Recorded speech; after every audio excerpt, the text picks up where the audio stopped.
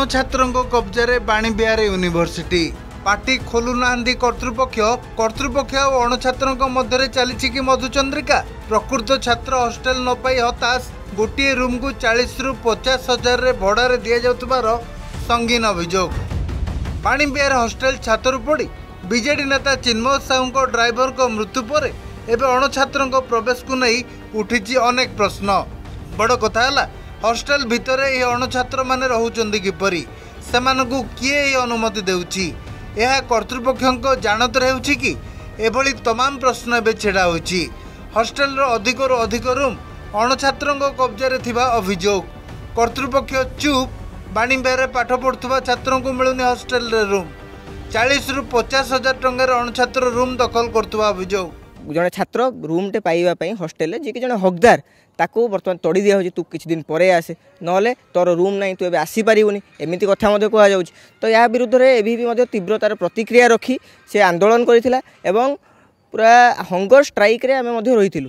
तो hunger strike हवा परे जिते प्रतिश्रुति दि जाइथिला कि 14 दिन भितर यार समाधान करा जिवो ता सहित जो अणछात्र माने रहिले तांकू तुरंत भाव में एठू कढ़ा जाई सबू रूम को वैकेंट करी नुआ लिस्ट आसीबो जेमती सबुथिरे पिला माने हॉस्टेल रे सीट पाइबे किंतु ताहा मध्य आदि सुधा हेई पारिनी। एबे पर्यंत जो माने फर्स्ट ईयर पिला आछंती छात्र माने सेमान को एबे सुधा मिली नाही रूम किंतु जो माने अणछात्र अछंती जेमती कि आज गोटे समस्या गोटे दुर्घटना बाहर की आछि सेमाने एठी रूम नै कि रहउचंती।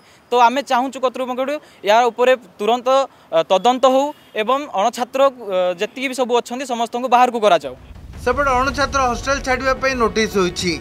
अणुछात्रों मृत्यु पर उत्कल विश्वविद्यालय समस्त सुपरिटेडेंट को चिठी होइछि।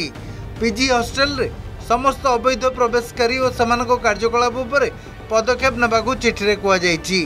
समस्त कोठरी को जांच करा जिवो जेउगुडी को बेआईन भाव जबरदखल होइछि से रूम कांथरे लागिवो नोटिस।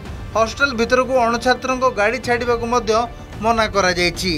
कैंपस रु अणुछात्र मुक्त करने आम संपूर्ण भाव दाबी रखीचु। आ जो लोकटी आज घटन संपुक्त मरी जाइंट तो सी होती देखो गोटे बीजेडी युव नेता चिन्मय कुमार साहूर ड्राइवर सी केमी भाव कौ भाव में आसिकी गोटे हॉस्टेल गोटे यूनिवर्सिटी गोटे बड़ हॉस्टेल सी रोते एथिरे भी आमको सन्देह आसूची आ पछरे चिन्मय साहूर हाथ अच्छी बोली आम सन्देह करुचु। तो या तदंत करा जाऊ आ चिन्मय साहू को तदंत करा आणिकी विरोध में कार्यानुष्ठान करा जाऊ। एटा को आउरी एग्रावेट करिया को पड़िबो मो मतरे।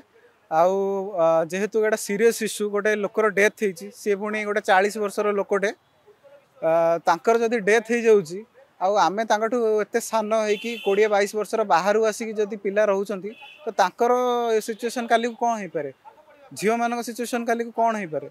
तो आमे चाहूँ ये जिनसटा माने जिते शीघ्र पॉसिबल तांको बाहर अणछात्र मुक्त करा जाऊ और रेगुलर बेसिस रे हॉस्टेल मानकर चेकिंग हो कि कौ हॉस्टेल रूम रे स्टूडेंट अछंती आ कौ हॉस्टेल रूम रे अणछात्र अछंती तांको ऊपर एक्शन निया। अन्यपटे उत्कल विश्वविद्यालय छात्र माने शहीदनगर थाना रे बीजेडी नेता चिन्मय साहू नारे एतला दैछंती तांको विरोध रे दृढ़ कार्यानुष्ठान नेबाको दाबी करछंती। भुवनेश्वर वीडियोग्राफर जितेंद्र कंस स्निग्ध चंदन दास का रिपोर्ट अर्गस न्यूज।